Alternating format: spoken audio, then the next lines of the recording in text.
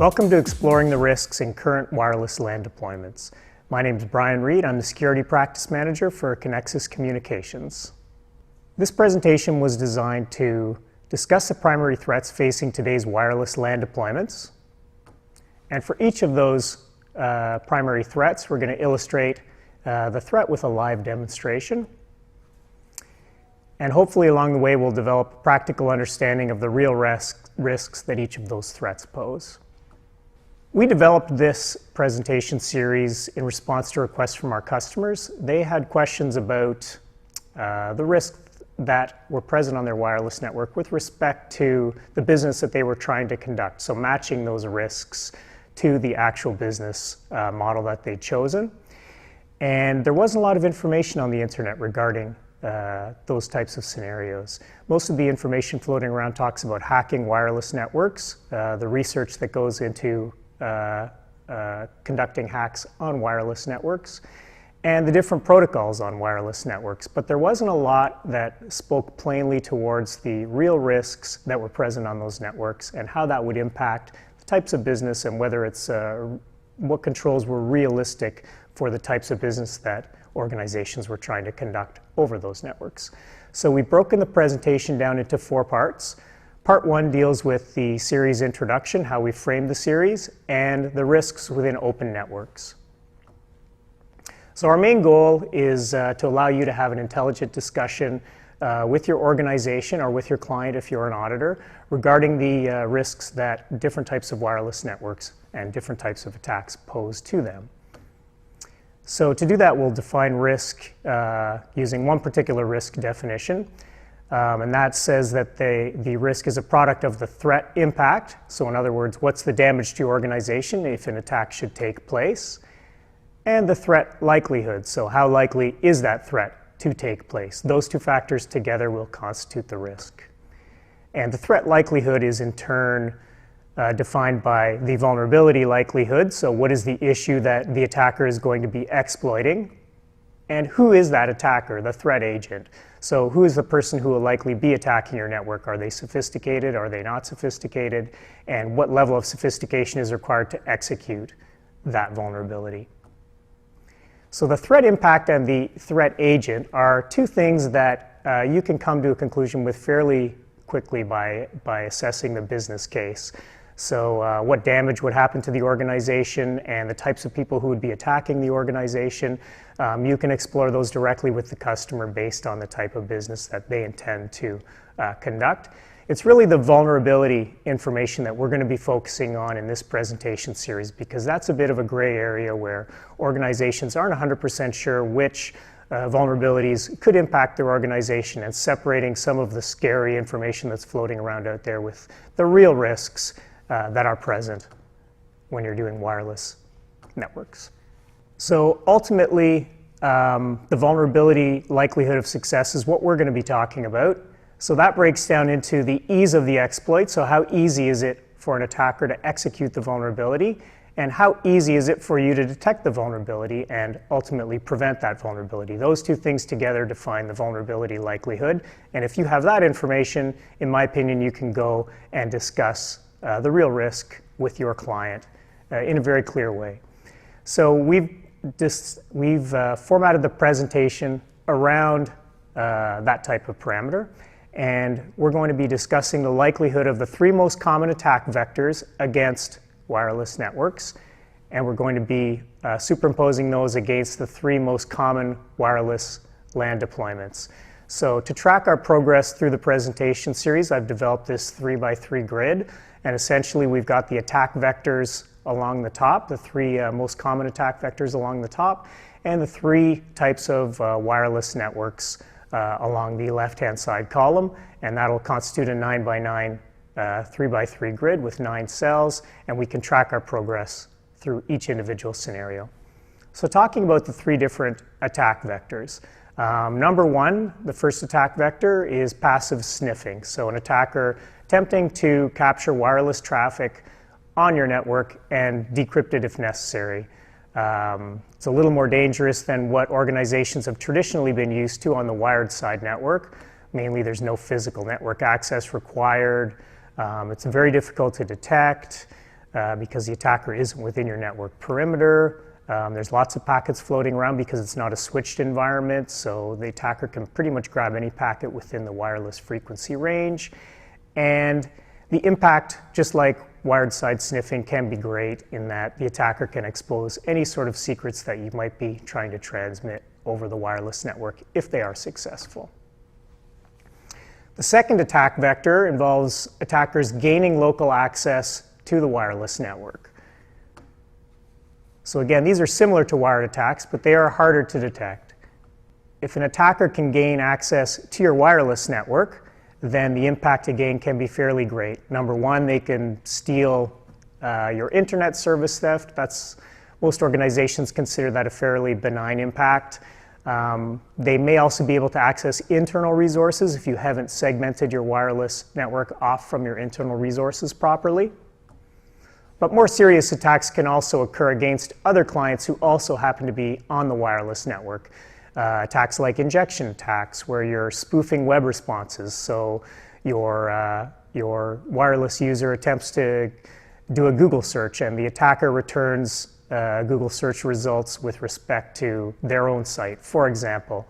And these attacks can be fairly sophisticated, and they're attacks that people have pretty much forgotten about because they haven't existed really on the wired side for a long period of time, because organizations typically have fairly good physical security. But on the wireless side, you are exposing your people on the wireless network, your clients on the wireless network, to these types of attacks. So when I go to organizations and they say that they've just got a guest wireless and it's not really too important and they're not too concerned about security on the guest wireless, you may be exposing your guests to fairly sophisticated attacks if you allow threat agents to join your wireless network.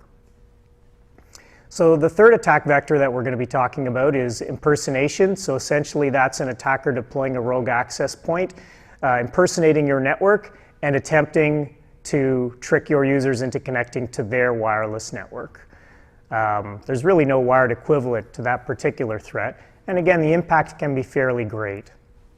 If you join a rogue network under the misunderstanding that you're joining your own network, you may be redirected to a spoofed environment by the attacker. So you may be going to sites that will try and social engineer information out of you without you knowing. They can also stand as a man in the middle or MITM attack and intercept or modify any sessions that you may be sending, and in that way they can control your information and possibly steal some of your information as well. So our chart breaks down like this, with sniffing, local access, and impersonation as the three main attack vectors across the top. And let's talk about the different wireless networks that are typically deployed. So for those of you familiar with wireless networks, this will come as no surprise, but the three main wireless networks in use today are, number one, the open network. So that has no authentication by design, anybody can join. And because that was not practical for a lot of organizations to have a completely open network, lately vendors have been releasing open networks with hotspot attachments. And essentially what that is anybody can join, but nobody is allowed outbound until they authenticate through a captive portal. If anybody's ever used Wi-Fi access at a hotel or a wireless hotspot at an internet cafe or a coffee shop, then they'd be familiar with the concept of a captive portal, authenticating them and passing them through, but essentially that's still an open wireless network. The other type of wireless network, the other types of wireless network are the WPA2 personal network. Essentially what that is it provides encryption and authentication, but it's simply based on a simple passphrase shared between the organization and the user. The third type of wireless network is WPA or WPA2 Enterprise, and essentially for users to join that particular type of network, they use their enterprise credentials. So you would provide your Active Directory login to join that type of a network. So now we've built out our 3x3 grid with the attack vectors along the top and the types of wireless networks along the left-hand side. We'll use this to track our progress through the risk landscape as we discuss each one of these different scenarios. So first, let's talk about sniffing and joining on an open network. So essentially, joining an open network, as we discussed earlier, is trivial. Anybody's free to join by design. Sniffing, for those of you who've never attempted that, is also trivial. You don't even have to be associated with the access point. You don't even have to be joined to the network. You can simply sniff in a promiscuous mode, essentially being completely invisible, and capture all of that traffic through the open network. So to add some authentication, vendors over time have developed hotspot access through captive portals. And essentially the way that works, you probably join them, but you maybe never have looked behind the scenes to see how that actually takes place.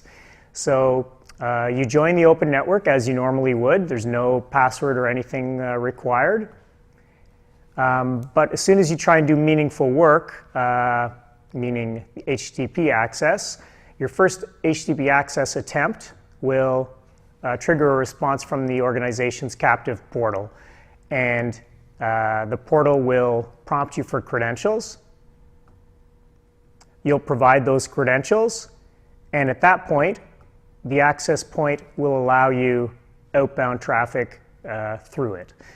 Now, how does the access point actually do that? Well, it's very difficult to identify users on the fly as they come in. So typically, access points do that through whatever client information they can find out. Typically, that is MAC address, IP address, or occasionally something more sophisticated like a cookie. But most organizations, most captive portals rely on MAC address or IP address. And once you've been identified with that MAC address or IP address, that's stored within the access point, and future sessions from you will be allowed outbound through the access point. So to change gears a little bit and talk about sniffing a wireless network, for those of you that have never participated in that, essentially all you need is a wireless card that supports monitor mode. That's a special mode present on some wireless cards and enabled by some wireless drivers on some wireless operating systems. And if you've got that mode in place, then you are able to sniff wireless traffic, similar to promiscuous mode on the wired side networks, in that if you're running in monitor mode, you can sniff traffic to packets that aren't necessarily destined to your wireless network card. A few things that you need to know before you start sniffing. You'll need to know the channel that the network is broadcasting on, and you'll need to know the frequency, so that's 802.11 A, B, G, or N, depending on the format that the wireless network is participating in. And there are some limitations that make it a little more challenging than simply sniffing on wire-side networks. Things like frame rate, your card can be overwhelmed, signal strength, your people can come and go from your wireless range. These things make packet loss sometimes unavoidable when you're sniffing. So I've got a quick demo planned for you, just to give you a bit of exposure and background on sniffing on an open network if you've never participated in that before. And the demonstration is going to consist of my demonstration set here, which is an alpha wireless card, which does support monitor mode, running under Backtrack 5, which is a Ubuntu build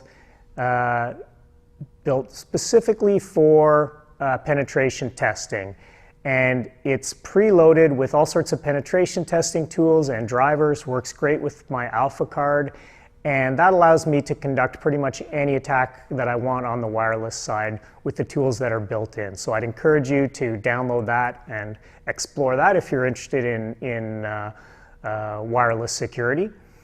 And within that is the AirCrack NG suite, which consists of a tool called Airmon NG.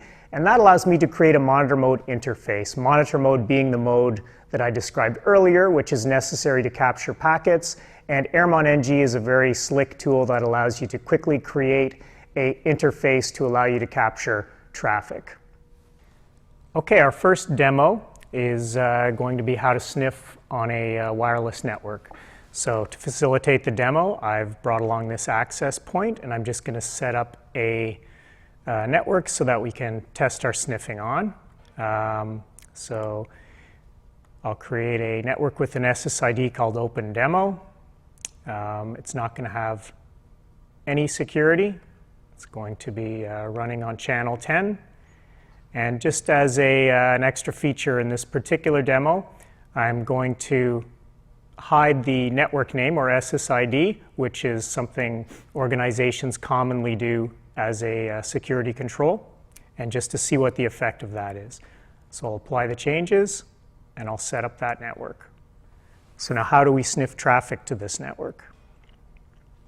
For that, as I mentioned, I'm going to be using Backtrack version 5. So I'll flip over to that, make it full screen so that you can see, and got a terminal session open here. So first of all, make sure that my wireless card, as I mentioned, I'm using that alpha card. Make sure that it's recognized by the Backtrack system. And you can see here I've got a wireless LAN 0. So I can't necessarily sniff on that particular interface in any meaningful way because I need to sniff on a monitor mode interface so that I can capture all of the traffic on a particular channel. So I'm going to go ahead and set up that channel right now. And I'm going to use a tool called AirmonNG. Here's the syntax for that command. Basically, you run the tool, configure it to start. You specify the interface, the wireless interface that you want to sniff on, and the channel. Runs through its startup. And now if I do an if config, you can see that I've got another interface called Mon0, which is going to be my monitor interface. So now you can use whatever tools you want to sniff on the wireless network. I'm going to use Wireshark, which is included with Backtracks. You might be familiar with that from the wired networking world. So now I can pick the interface that I want to sniff on, and I can sniff. So that's a fairly straightforward way to set up your sniffing, with the only gotcha being that it's useful to have a tool that can allow you to create a monitor mode interface. So you can see there's a lot of broadcast traffic going along here. So I'll just filter all of that. I'm looking for anybody who's going to join my network, which is called Open Demo. So now off camera, I'm just going to configure up a client to join to that network.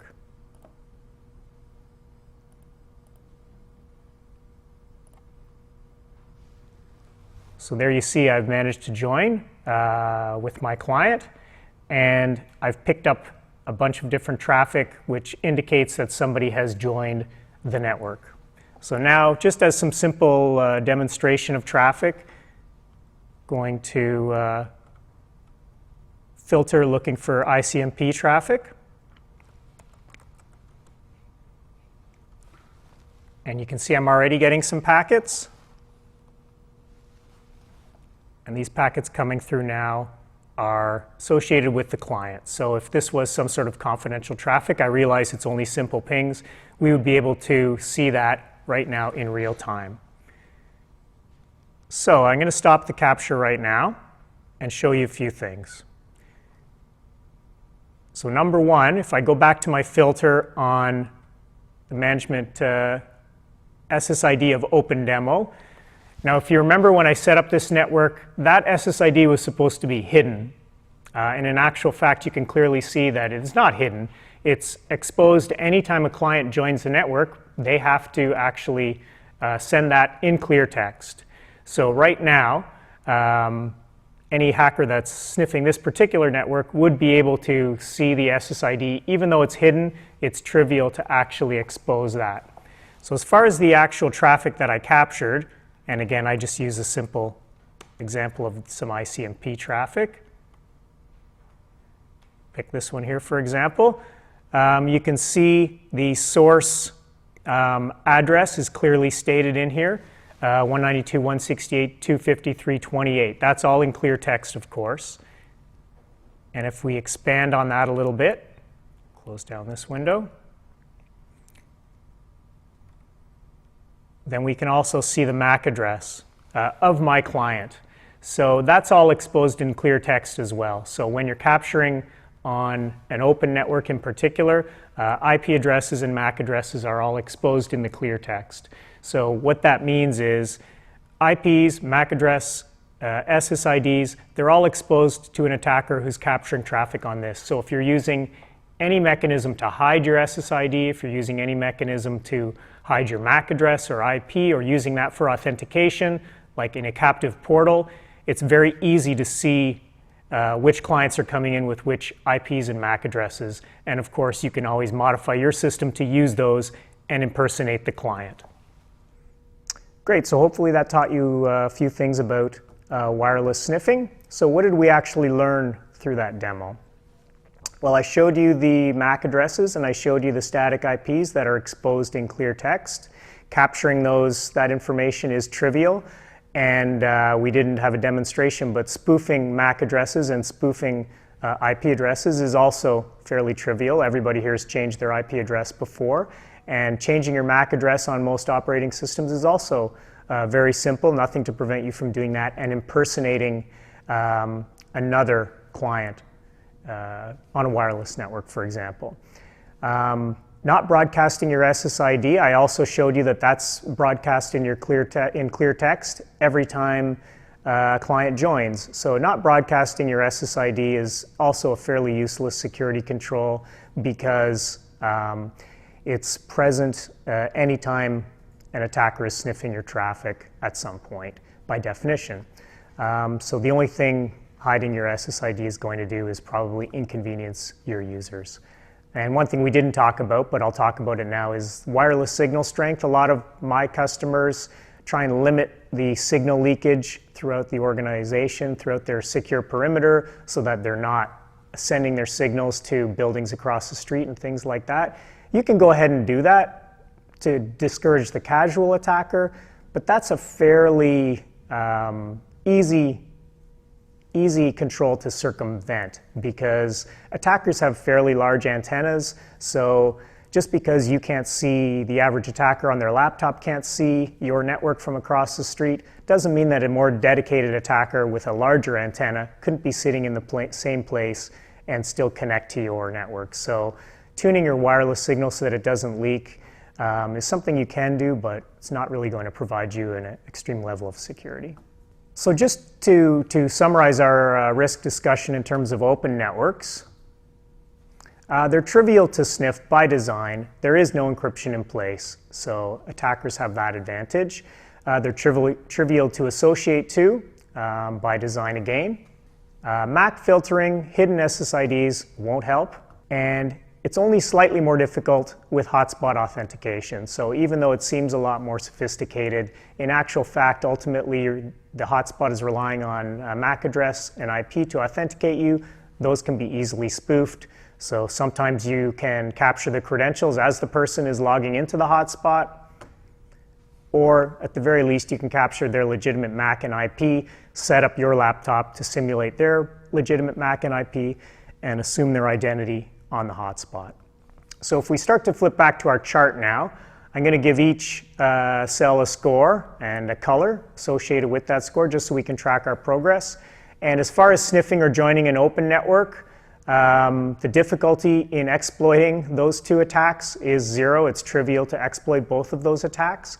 And the ease of you to detect those attacks is extremely difficult. They're impossible to detect. So the ease of detection also gets a score of 0.